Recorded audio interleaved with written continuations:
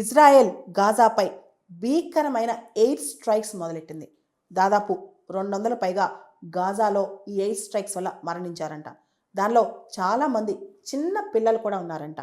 Israel Hamas మధ్య తిరిగి పెద్ద స్థాయిలో ఉద్రిక్తతలు బగ్గుమన్నాయి.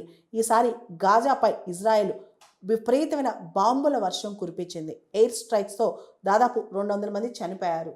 అయితే ఈ భీకర దాడులు ముందుగానే Israeli prime minister Benjamin Netanyahu అమెరికాకి, ట్రంప్ అడ్మినిస్ట్రేషన్కి చెప్పారంట. ముందే ఇన్ఫర్మేషన్ ఇచ్చారంట.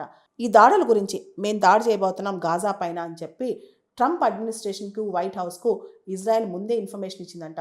ఇజ్రాయెల్తో పాటు అమెరికాను కూడా థ్రెటన్ చేయాలని, అమెరికాను కూడా భయభ్రాంతులకు గురి చేయాలని చెప్పి హమాస్ కావచ్చు, హౌతీలు కావచ్చు, ఇరాన్ కావచ్చు, వీళ్ళందరూ భావిస్తున్నారు. వీళ్ళందరూ ఖచ్చితంగా దీనిపైన మూల్యం చెల్లించుకోక తప్పదు.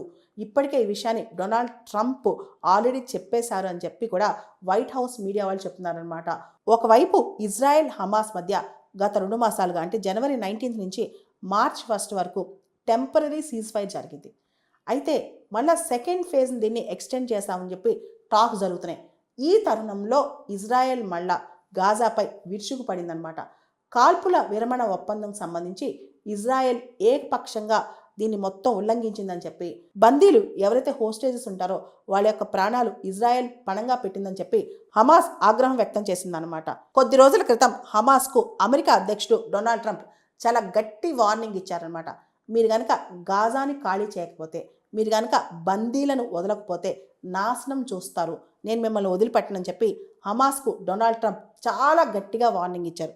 అయితే డొనాల్డ్ ట్రంప్ ఇచ్చిన వార్నింగ్ను హమాస్ అస్సలు లెక్క చేయలేదు, పట్టించుకోలేదు. కాల్పుల విరమణ ఒప్పందం నుంచి డొనాల్డ్ ట్రంప్ కానీ, బెంజమిన్ నెతన్యాహు కానీ వీళ్ళందరూ కూడా ఈ కాల్పుల విరమణ ఒప్పందం ముందుకు సాగకుండా డొనాల్డ్ ట్రంప్, బెంజమిన్ నెతన్యాహు ప్రయత్నం చేస్తున్నారని చెప్పి హమాస్ ఆరోపించింది. హమాస్ తన చెరలో ఉన్న ఇజ్రాయేలీ బందీలను అస్సలు విడిచిపెట్టలేదు. దీంతో ఇజ్రాయెల్ మళ్ళా హమాస్ పైన, గాజా పైన పెద్ద దాడికి దిగింది. దాదాపు 200 మంది చనిపోయారనమాట. మా బందీలను విడుదల చేయడానికి హమాస్ నిరాకరిస్తోంది, దాని విషయంలో మేము అస్సలు ఒప్పుకోము, గాజాని కంప్లీట్గా కంట్రోల్లో తీసుకొస్తామని చెప్పి ఇజ్రాయెల్ ప్రకటన చేస్తోంది. ఈ తరుణంలో ఇజ్రాయెల్ గాజాపై చేసిన భీకర వైమానిక దాడి ఇప్పుడు వార్తల్లో ఉంది.